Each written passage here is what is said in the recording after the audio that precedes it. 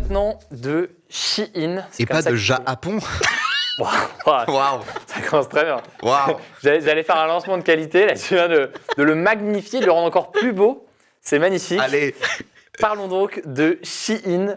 Shein, vous connaissez peut-être pas forcément, cela dit, ça vaut le coup quand même de le présenter. C'est une entreprise chinoise créée en 2008 qui livre aujourd'hui dans 150 pays du monde des vêtements que vous allez pouvoir acheter du coup directement en ligne. Sauf que, eh bien, elle est la cible de beaucoup de critiques ces derniers mois. On va essayer de comprendre concrètement pourquoi est-ce qu'elle fait autant débat et concrètement les raisons elles sont multiples. Il y a des questions de droits humains et droits du travail qui ne seraient pas du tout respectés au sein des usines. Il y a une question de l'impact environnemental qui est très important. C'est l'une des premières fois que les médias se mettent à parler d'ultra fast fashion, donc pas juste de la fast fashion, des vêtements qui sont à très bas prix et produits en masse, mais là d'ultra fast fashion. Et donc forcément, c'est un sujet important. En quoi le modèle de l'ultra fast fashion est problématique et que se cache-t-il derrière cette entreprise qui s'appelle Shein. Vous connaissiez tous les deux Shein De nom, ouais. De nom. De nom et d'achat. D'achat, t'as déjà acheté chez Shein? J'assume totalement, hein, c'est un truc, Wow. J'assume parce que c'est bien d'apprendre Je de suis un ses peu erreurs aussi. Je vais quitter le plateau. mais ouais, de nom et d'achat, ouais. On va faire un petit sondage dans le chat, mais vous avez déjà commandé quelque chose sur Shein. Et comment est-ce que tu étais tombé sur Shein? Parce que c'est un des éléments aussi importants en termes de communication chez Shein. C'était les prix. C'était l'époque où tu es étudiante boursière et tu as envie d'avoir des nouvelles fringues et donc tu fouilles les internets et tu tombes tôt ou tard parce qu'ils sont très forts pour mettre leurs annonces tout en haut bien sûr et tu tombes dessus et tu dis mais comment ça un jean à 7 € et donc tu commandes. L'un des éléments d'ailleurs en termes de communication, il y a des publicités qui sont un peu de partout, mais il y a aussi des partenariats importants avec des influenceurs, des influenceurs comme on les appelle. On va name-dropper. Qui soient notamment youtubeurs, tiktokers ou autres. Toi, t'en as vu passer pas mal maintenant des trucs comme ça? TikTok, il y en a trop. Il y en a même trop. C'est franchement, je commence à cliquer sur cette vidéo ne m'intéresse pas pour que ça ne revienne pas. Mets le hashtag Haul Shein, c'est un truc de dingue sur TikTok. Le haul. Alors, haul, c'est. Le haul, montrer les vêtements. Exactement, pas du bâtiment. Ouais, pas le. Et du coup, c'est des partenariats qui sont rémunérés en général, ceux-là, ou c'est juste des gens qui se disent vas-y, j'ai commandé mon truc et je vais faire des vues en montrant. Non, très souvent, c'est rémunéré. C'est très souvent rémunéré, ouais. Alors, qu'est-ce qui pose problème? On rentre directement dans le cœur du sujet avec cette entreprise Shein. Pour vous donner déjà un peu de chiffres pour comprendre à quel point c'est gros, parce que je vois que dans le chat, vous ne connaissez pas forcément tous. Hein. Jamais commandé, déjà utilisé, malheureusement. Il y en a quelques-uns qui ont utilisé, mais pas tout le monde. Shein, quand même, aujourd'hui, c'est... Là, t'as des chiffres. Waouh. Celles-là, on va les garder sur le replay, on va les garder à chaque fois. Et on me dit, c'est pas Shine la prononciation, apparemment, c'est Shein. Apparemment, ouais. Pourquoi d'ailleurs, je ne sais même plus, mais apparemment, c'est Shein. Si tu m'as dit que c'était She Inside. Un truc comme ça. C'est pas moi qui ai dit ça, mais je crois que c'est quelqu'un de l'équipe qui avait. C'est pas grave, t'as volé mon information, Cyrus, mais je vais m'en remettre. Bonne ambiance. Je suis désolé. C'est toi qui avais. C'était She Inside. Ouais. Exactement. Ok. Shein aujourd'hui, c'est 10 milliards de dollars en termes de revenus à partir de vêtements. Le groupe a vu ses ventes doubler en 2019, puis tripler en 2020, selon des chiffres d'Euromonitor. Depuis le printemps 2021, c'est l'application de shopping la plus téléchargée au monde devant Amazon. Donc c'est légèrement massif pour l'application du coup sur smartphone. Et la firme devrait a priori pulvériser les ventes mondiales d'Inditex, qui est le propriétaire notamment de Zara, dès l'an prochain. Donc on parle d'une boîte qui, en l'espace 2008, en l'espace du coup de 12 ans, est venue et est en train littéralement de conquérir le marché. C'est quoi la différence, Manon, entre Shein, concrètement, et d'autres marques, typiquement un Zara, tu vois? Quelles sont les différences Déjà, il n'y a pas de point de vente en physique, ça va être la première chose. Donc pour eux, c'est une des choses qui va permettre de proposer des coûts qui vont être largement moindres. Tu auras des modèles tout le temps, des nouveaux modèles tout le temps, tous les jours, et ça fait partie maintenant justement de leur menu déroulant. Tu choisis une des dates dans le calendrier pour voir les nouveautés de ce jour-là. Donc un truc du jour. Et à plusieurs milliers, parce que j'ai screené pour hier. Hier, on était à 4834 nouveautés sur le 2 février. Non. Non, mais oui, c'est énorme. C'est énorme. Attends, il y a eu 4800 nouveautés. Exactement. Juste le 2 février. Juste le 2 février. Donc, ce que certaines marques vont te faire en l'espace de peut-être 6 mois. On le voit là. Même pas 4800, c'est... C'est énorme. C'est absolument énorme. C'est hallucinant. Donc, concrètement, là, on avait un modèle assez traditionnel où jusqu'ici, eh bien, c'était par saison. Hein, on avait une collection été, collection hiver, machin. Là, on se retrouve dans quelque chose où il n'y a pas de saisonnalité, ça sort tout le temps, il y a des nouveautés tout le temps, c'est ça ? Ouais, tout le temps, parce qu'ils ont en fait une espèce d'intelligence artificielle qui réussit, je ne sais pas comment, mais à prédire chaque tendance. Donc dès que quelque chose va marcher sur Instagram, TikTok, quoi que ce soit, ils vont réussir à mettre leur robot en marche et ils vont commencer à travailler, ils vont produire le truc en quelques jours à peine, quoi. Et donc l'idée, c'est aussi de pouvoir s'adapter par rapport à ce qui se met sur les réseaux sociaux, par rapport aussi à ce que fait la concurrence. Je ne sais pas si on peut même parler de concurrence, mais donc des marques plus établies qui, elles, vont peut-être prendre plus de temps pour concevoir une tendance, un truc. Eux vont venir, ils vont faire l'équivalent moins cher et plus rapidement du coup de fait, parce que ça sert plus vite, quoi. Est-ce qu'on peut dire qu'ils disruptent finalement? C'est une numérisation. On est sur la disruption. Non mais attends, en vrai c'est ouf. C'est réel. Et donc je lisais notamment qu'il y a moins d'une semaine qui peut se passer entre le design d'un vêtement et sa mise en vente sur le site. Ah ouais. Pour vous donner un ordre de différence, Zara c'est 3 semaines, et encore Zara c'est de la fast fashion. Ouais. Tu vois. Donc là on est sur quelque chose d'encore plus rapide, et ça veut dire que le rythme, les conséquences en termes de prod, c'est assez infernal. C'est un des éléments qui est pointé du doigt que tu as observé. Ouais, parce que justement, toutes les questions qui se posent derrière, c'est de se dire si ça coûte aussi peu cher, si, on va le préciser, ça vient de Chine, on sait très bien qu'ils n'ont pas du tout de code du travail qui est en tout cas respecté là-bas. Donc c'est de se dire, est-ce que les personnes sont payées? Est-ce qu'elles ont un contrat? Comment ça se passe? Est-ce qu'il y a des enfants qui sont exploités? Donc c'est toutes les questions éthiques aussi à ce niveau-là qui se soulèvent. Ouais. Et là, on a des éléments là-dessus en termes de rythme de production. Je ne sais pas si tu as des éléments de ton côté sur à quel point c'est... En fait, c'est hyper difficile parce qu'ils sous-traitent énormément. Je sais qu'il y a une journaliste chinoise qui a publié plusieurs vidéos sur YouTube sur le sujet. Elle a dit déjà qu'il n'y a aucun enfant qui travaille. C'est au moins la seule bonne nouvelle au niveau de Chine. Voilà. C'est incroyable. Mais tout le monde est sous-payé et à des rythmes, on est à 70-80 heures par semaine en gros, quoi. Ok. Et on voit, il y a notamment une enquête qui a été publiée de l'ONG suisse Public Eye qui se penche notamment sur le sujet, qui montre que oui, on a des rythmes de travail qui sont assez hallucinants, des rythmes de travail à raison de 12 heures par jour, avec 1 jour de congé par mois. Donc on est sur quelque chose d'assez léger. Ils sont payés aux vêtements confectionnés dans pas mal d'usines, donc il y a vraiment un rythme, une question de performance pour aller toucher son revenu aussi. Et après, évidemment, on peut imaginer qu'il y a d'autres révélations qui vont être faites au fur et à mesure là-dessus. Et il y a eu d'ailleurs des réactions politiques, puisque Raphaël Glucksmann, donc, que vous connaissez peut-être, député européen pour son engagement notamment sur la question des Ouïghours en Chine, exactement, a déclaré, a parlé en fait de systèmes d'exploitation ultra violents. En gros, il dénonce le fait que Shein est l'une des seules enseignes de fast fashion à ne publier absolument rien sur sa chaîne de production. Donc en fait, il y a un côté très opaque aussi, où en fait, ils ont plein de sous-traitants, visiblement beaucoup, et ils font le plus possible avec plein d'usines différentes, et du coup le contrôle forcément est beaucoup plus dur à assurer, et d'ailleurs peut-être en termes de qualité, et surtout là ce dont on parle, en termes de respect des droits de l'homme ou autre, quoi. Ouais. C'est une vraie question. Alors j'ai 2 questions, parce que je connais très mal Shein. Déjà, tu parlais de 4800 modèles dans la journée, ce qui me paraît fou. Combien de temps il reste les modèles? Genre, est-ce qu'il faut l'acheter vite et après ils disparaissent? Ça dépend parce qu'alors eux disent qu'ils produisent en petite quantité. Je sais pas ce qu'ils appellent petite quantité parce que quand tu as 4800 nouveautés sur une journée, donc c'est assez difficile de concevoir ça. Mais c'est vrai que ça reste pas hyper longtemps. Ils ont les basiques, c'est comme par exemple si tu vas aller chez H&M, Zara ou autre, il y aura toujours un coin des basiques, mais ça tourne vraiment très souvent. Une collection qui va très vite et genre, souvent tu vas arriver et genre tu veux un truc et c'est sold out, quoi. Exactement. Ma deuxième question, c'est genre, vu que tu as déjà possédé du Shein, et c'est OK. Mais à coup pas public. Est-ce que tu peux nous parler de la qualité du produit? Elle est immonde. La qualité est immonde en fait quand tu reçois. Alors déjà c'est du plastique dans du plastique dans du plastique parce que faut savoir qu'au niveau aussi du tissu, si on peut appeler ça du tissu, c'est quasiment que du microplastique, c'est des trucs qui sont immondes. Donc quand tu ouvres le sachet, l'odeur de pétrole et tout le reste, elle est ultra présente. Okay. T'as quasiment pas de doublure, donc ça va être un vêtement limite transparent, hyper fin, qui va pas se tenir au lavage. Donc franchement, c'est pour une photo et ça part à la poubelle après. Ah ouais. Ah non mais la qualité est vraiment très nulle. Non mais c'est fou, je trouve ce que t'as dit là. C'est pour une photo. Ouais. C'est l'un des arguments. Bah ouais, en fait, c'est-à-dire que effectivement, quand tu y penses, c'est pas un vêtement que tu vas mettre vraiment plusieurs fois, etc. Mais par contre, pour ta vie digitale, c'est trop bien. Pour ton toit. Enfin, non, mais c'est de façon très égoïste. Et je pense que c'est pour ça qu'ils s'axent autant justement sur les influenceurs. Parce qu'ils se disent, ces gens-là, de toute manière, ils vont le prendre, ils vont le mettre juste pour le haul, ils vont faire 1 ou 2 photos. Et ce sera tout, quoi. Les personnes derrière se diront que c'est super beau, la personne a bien porté, c'est bien retouché, donc je vais acheter parce que c'est sûrement qualitatif, alors que pas du tout. Pour toi, c'est... Parce que quand je t'entends là, j'ai presque l'impression que dans ta vision, c'est une arnaque. Ah oui, non mais totalement. Parce que même à bas prix, en fin de compte, par exemple, je vais penser à Primark. Primark, c'est à bas prix, mais la qualité, on est 3 fois au-dessus de Shein. Alors que Shein, pour le coup, certes, le coût, il est très bas, mais ça va être presque un one-shot, quoi.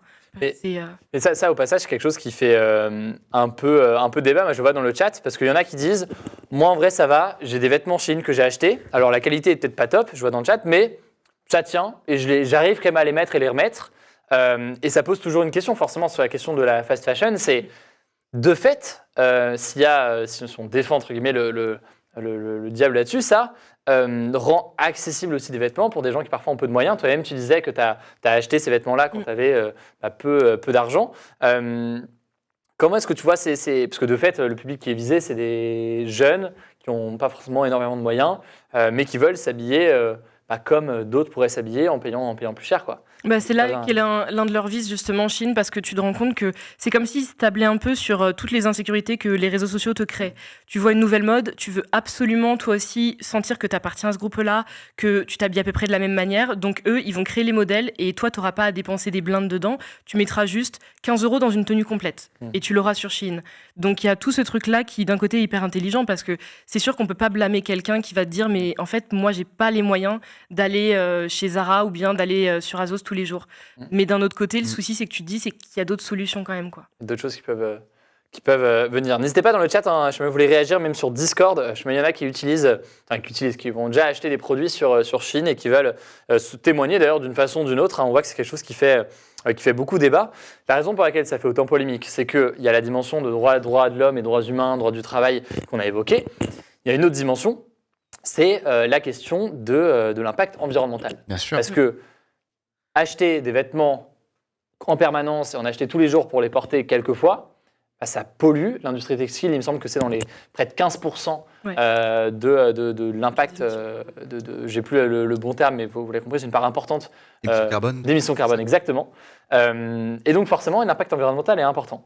Est-ce que vous avez, c'est quelque chose que vous prenez en compte aujourd'hui? Je pose la question à vous deux et même d'ailleurs dans le chat. Dans vos achats de vêtements, vous essayez d'aller vers des choses qui durent plus longtemps et qui sont faits un peu pour durer? Là-dessus, je pense qu'on a un bon exemple. Ce lancement. C'est vrai. Non, mais alors, je pense que c'est étroitement lié aussi à des phases de vie. Tu vois, genre, moi, j'ai plus de 30 ans. Donc, ça y est, je suis sorti d'une phase. J'ai plus de 30 ans, j'ai un métier. Tu vois, genre, je suis pas en galère financière, etc. Je pense que tout ça, c'est important de le prendre en compte. Parce que, effectivement, quand j'étais ado ou quand j'étais plus jeune et que j'étais étudiant, et d'ailleurs, parenthèse, j'ai travaillé chez Zara pendant les soldes, etc. Donc, effectivement, c'était mon premier rapport avec la fast fashion où je voyais, tu sais, genre, des fois, on avait des collections, j'étais là, genre, mais attends, mais ça, on l'a déjà plus là. J'ai même pas eu le temps de mémoriser où c'était dans le magasin, tu vois. Vraiment, ça allait à cette vitesse-là. Ouais.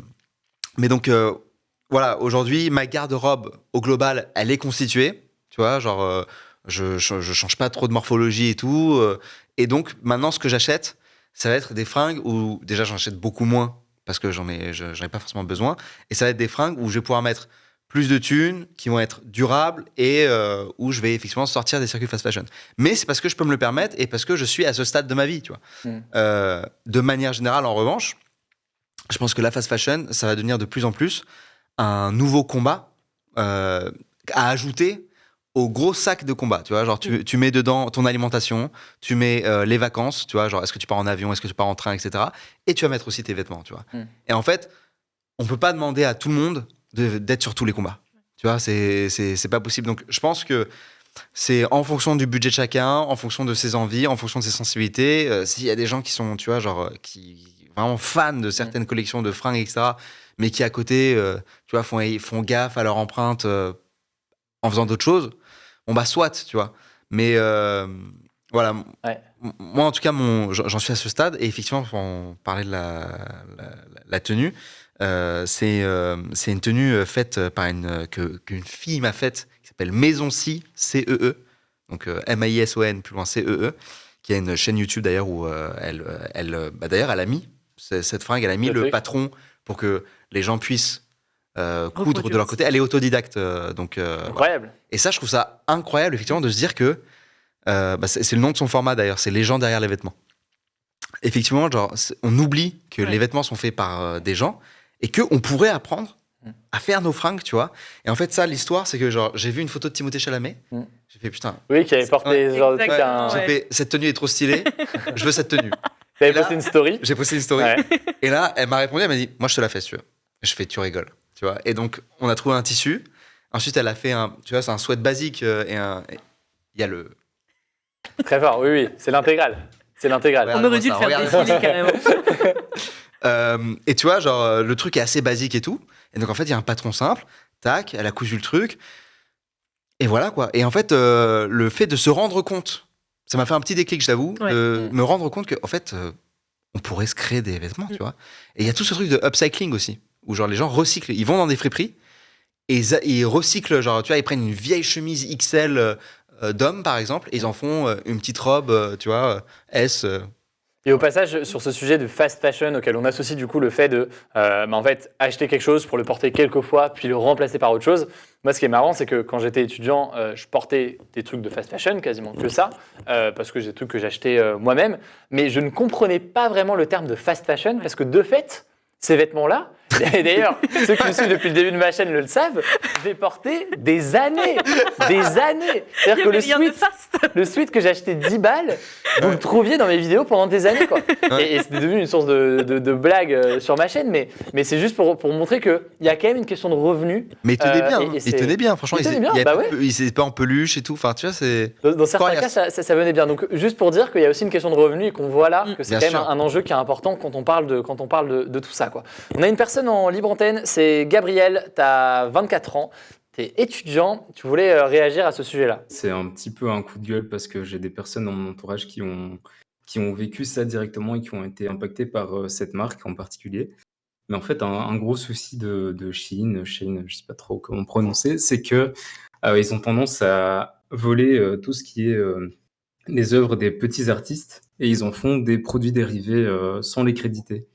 Et moi, je trouve que c'est un truc vraiment très très grave, surtout pour des grosses marques comme ça qui sont internationales, de se permettre de prendre des trucs comme ça et de se faire de l'argent là-dessus sans qu'il y ait vraiment aucune répercussion pour eux parce que ça se passe depuis très très longtemps et ils se font souvent call out par exemple sur Twitter où je regarde beaucoup l'actualité et il n'y a aucune répercussion, il leur arrive rien du tout et moi c'est des trucs qui m'insupportent personnellement parce que je sais qu'il y a des gens dans mon entourage qui en souffrent. Ouais. Et voilà. Surtout que je ne connais pas le droit en matière de propriété intellectuelle et de protection de ce genre de choses, mais de s'inspirer d'un style vestimentaire ou d'un Non, mais truc. souvent, c'est plus que de l'inspi. Hein. Ouais, je sais, Ah oui, mais est-ce que c'est- c'est vraiment facile à. Peut-être que oui. Hein, Alors, mais- il y a mais- une jurisprudence. J'ai Ok. regardé un documentaire sur la fast fashion, justement, et genre Zara fait beaucoup ça. Ouais. Mais ils le font pas contrairement à ce que nous dit Gabriel. Donc, Zara, c'était autre chose. C'était Ok. sur les maisons de luxe.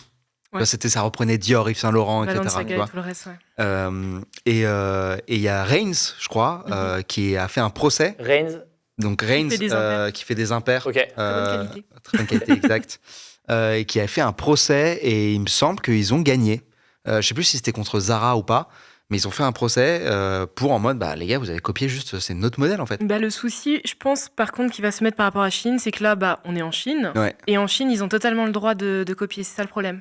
C'est que Mais est-ce qu'en France, tu as le droit, alors c'est une question juridique, s'il y a des juristes dans le chat, est-ce qu'en France, on aurait le droit, tu vois ce que je veux dire? Il y a une application quand même des lois françaises sur le territoire Non, français. mais Donc, même si on Ouais. avait le droit, enfin tu vois, genre si c'est des petits artistes, Ouais. va payer un avocat. Exactement. Enfin tu Ouais. vois, genre Parce va Parce que te lancer très dans une souvent, c'est procédure ça le contre Chine, souci. quoi. Hein. On le voit parce qu'il y a un compte Insta qui s'appelle Diet Prada qui justement met en avant tous les dessous de surtout la fast fashion ces temps-ci. Et ils exposent à chaque fois que tu as un petit créateur qui se fait totalement pomper par Shein. Le problème, c'est que c'est une personne qui met tout son argent dans son taf et Ouais. aura clairement pas 5 ou 10 000 euros pour aller voir un avocat, quoi. merci beaucoup en tout cas, Gabriel, pour ton intervention là-dessus. C'est vrai que c'est un bon témoignage et important Ouais. d'avoir aussi l'impact Ouais. sur Ah des bon. plus petits créateurs dans ces cas précis. Je me permets de poser la question de façon assez directe parce qu'il nous reste quelques minutes sur ce sujet. qu'est-ce qu'on fait? En fait, c'est tout con, mais concrètement, quelles seraient les Bah non, mais après, solutions? on va Est-ce y qu'il faut aller là, boycotter ce genre de... De quoi? Voilà, une petite va le pizza, on manger. peut se faire une pizza. Enfin, Franchement, on sort. Non, mais est-ce que c'est une marque qu'il faudrait boycotter? Est-ce que l'État devrait faire quelque chose? Est-ce qu'au final, on voit aussi que c'est une question de moyens, mais même, en vrai, petite question qu'on peut poser aussi, si on a peu de moyens, vers quoi est-ce qu'on peut se tourner? Est-ce que c'est des fripes? Est-ce que c'est d'autres choses? Voilà, petite question, qu'est-ce qu'il faut faire du coup? Qu'est-ce qu'il faudrait faire face à un géant comme ça, comme Shein, qui en l'espace de quelques années a littéralement transformé chez une bonne partie des gens la façon dont bien le fait de s'habiller fonctionne et la façon dont la mode aussi de fait fonctionne, avec des rythmes beaucoup plus rapides. Bah, à mon avis, dans un premier temps, il y a un truc qui est assez cool, c'est que si vous êtes au courant de ce qui se trame vraiment derrière, c'est d'en parler. Parce que moi, par exemple, avant que Raphaël Glucksmann ne fasse un post Instagram contre Shein, j'étais pas au courant. Je savais qu'il produisait beaucoup, mais je savais pas que c'était à ce point-là et que c'était aussi effarant en fait. Et j'avais aucune idée de toutes les retombées qu'il pouvait y avoir au sens éthique aussi. Donc je pense que déjà en parler autour de soi, c'est un premier pas. Parce que moi, en ayant parlé à mes potes, je sais que la plupart ont abandonné et se sont tournés pour beaucoup vers la seconde main.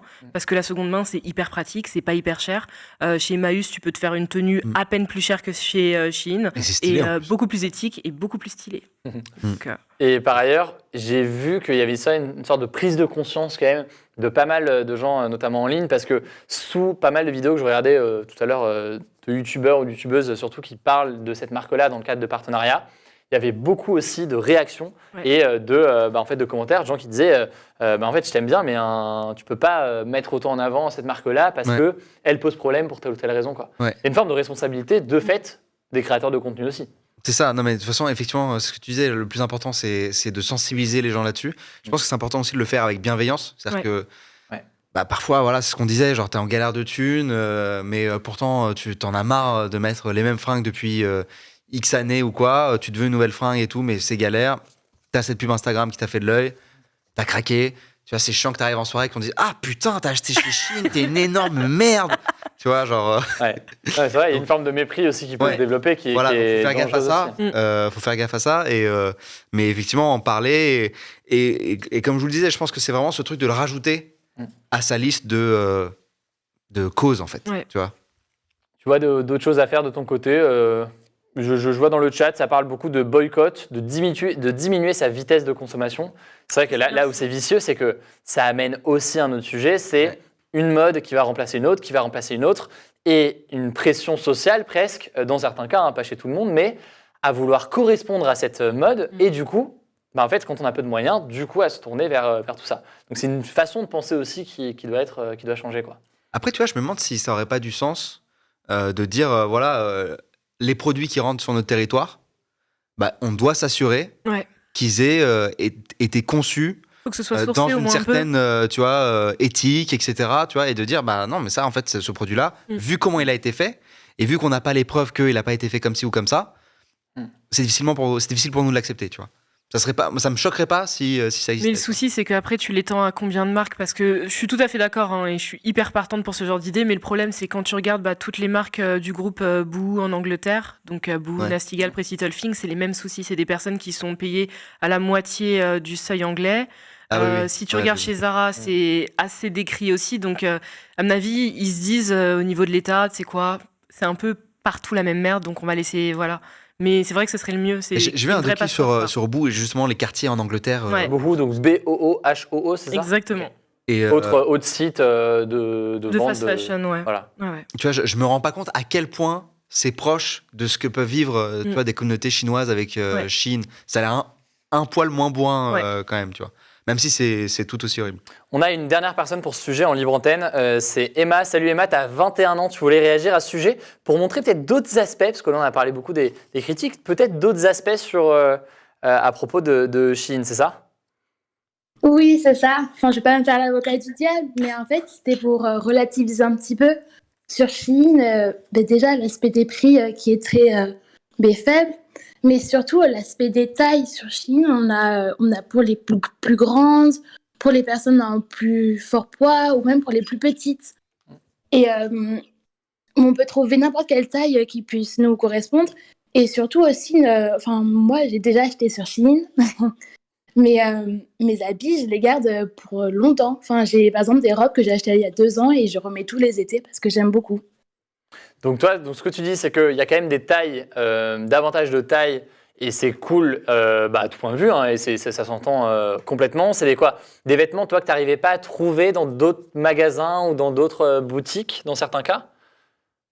Exactement. Par exemple, à Zara, ça peut s'arrêter au L ou au XL, alors que sur Shein, il y a une très grande gamme pour les grandes tailles ou pour les plus petites.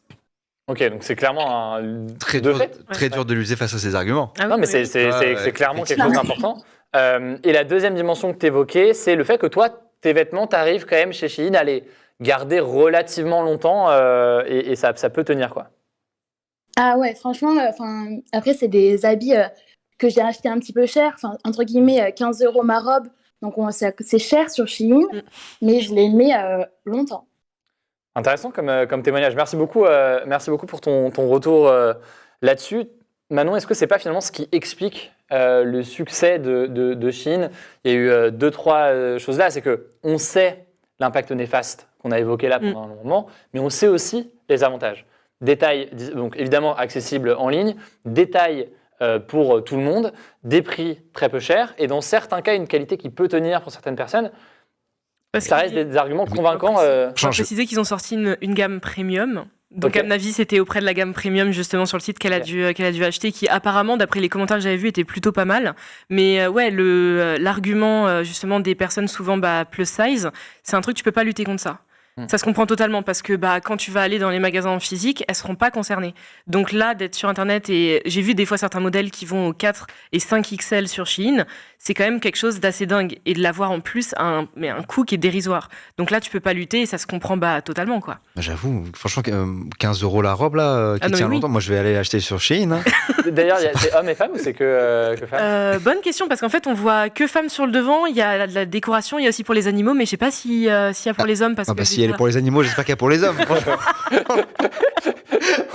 on va regarder ça. Il y a les deux, il y a les hommes visiblement aussi. C'est un poil bizarre. Il y a les hommes. Et même les enfants. Donc vraiment, c'est pour tout le monde. La famille. C'est bon, les femmes et les animaux. Et ce sera tout. Ce sera tout. Très bien. Il y a pour la maison aussi, donc il y a vraiment de tout. Hein. On finit par faire une promo de Shein un peu bizarre. Donc, c'est pas j'avoue. Il y a de tout vraiment chez Shein. Faites-vous plaisir. J'ai fait la vanne, mais j'achèterais pas sur Shein, effectivement. Non, mais n'empêche que voilà, c'est quelque chose qu'on voit beaucoup passer. Alors, moi honnêtement, je suis peut-être pas la cible à tout point de vue, parce que peut-être que les publicités ont remarqué que je mettais un sweat pendant des années, et que là, cette petite veste, vous allez l'avoir encore dans 10 ans. Et donc, je suis pas vraiment la cible de Shein. Pour autant, vous étiez nombreux en fait même à parler de ce sujet-là. Moi, j'ai reçu beaucoup de messages sur Insta de gens qui disaient non mais vraiment ça faisait partie des trucs parce que il y a des quoi, tu penses à mes vêtements? Non, parce que je me dis, toi en fait tu reçois des pubs pour prendre soin de tes vêtements. Tu sais, genre. Oui, c'est vrai, c'est ça. Ouais. Ils se disent putain, c'est le même pull depuis 10 ans. Attends, tiens, je vais lui faire une petite brosse. Restaurer vos chaussures. En vrai, c'est un peu ça. Et au passage, on voit que c'est un sujet qui se pose pour d'autres. Là, on a parlé des sujets de fast fashion ou quoi, mais on peut parler des sujets tech où il peut y avoir des réflexions assez similaires sur certains produits. C'est un sujet qui est assez commun. Mais c'est même proche de d'autres trucs genre EasyJet et tout. Enfin, tu vois, genre pour moi, c'est les mêmes problématiques entre t'as l'utilisateur, le consommateur qui doit faire un choix. Tu vois, on lui propose un truc qui est franchement très alléchant et genre il n'a pas l'opportunité de le faire autrement. Et en même temps, il sait et on sait tous que genre c'est horrible soit pour la planète, soit pour d'autres communautés. Enfin. C'est juste que bizarrement, je sais pas, il y a beaucoup moins de culpabilité en fait dans la société au niveau des trucs comme justement les vols en avion ou même quand tu achètes de la nourriture en supermarché. Parce que tu sais que si tu achètes à très bas prix, en général, par exemple, un agriculteur, il recevra pas énormément dessus. Donc quelque part, il sera sous-payé par rapport à son taf, mais ça gêne beaucoup moins les gens que de se dire que j'achète des trucs sur Shein. Donc c'est vrai que c'est vrai. Il y a un dernier truc que me disait Maison Si que je trouvais hyper intéressant, c'est qu'elle me disait en fait. Qui a fait du coup ton magnifique ensemble. Exact. Elle me disait un truc, mais en fait, le truc, c'est que ce qui est dur, c'est que les marques comme Zara ou Shein, etc., elles mettent dans la tête des gens que une robe, ça peut valoir 15 €. Ouais. Elle dit, mais alors que c'est déconnecté de la réalité. Ouais. Ouf, si ça vaut 15 €, c'est que la façon de le produire, on l'a vu en termes de droits humains ou autres, est scandaleuse. Et au-delà de ça, ça ne prend pas en compte, et ça on aurait pu en parler plus longtemps, même si on avait quelqu'un en libre antenne là-dessus, ça ne prend pas en compte le travail de réflexion, de Design. design, de création, parce que de fait, il y a souvent des plagiats qui s'opèrent dessus. Et donc le plus gros challenge, ça va être ça, je pense. Ça va être Bah changer ouais, dans la tête des gens le exactement. fait que voilà, un vêtement ne vaut pas... un t-shirt, même un t-shirt ne vaut pas que 10 balles. Mais c'est très difficile, parce que ça, je m'en souviendrai pendant très longtemps, au lancement de la marque de Squeezie, où t'as pas mal de ces abonnés qui ont dit les designs, ils sont super top, mais par contre, gros, 20 € un t-shirt, mais 20 € un t-shirt, c'est un prix normal. Ouais. C'est pour du coton, c'est un prix qui est même plutôt abordable. Et le problème, c'est ça, c'est de rééduquer les gens sur leur manière justement de consommer, et on en a pour longtemps, quoi.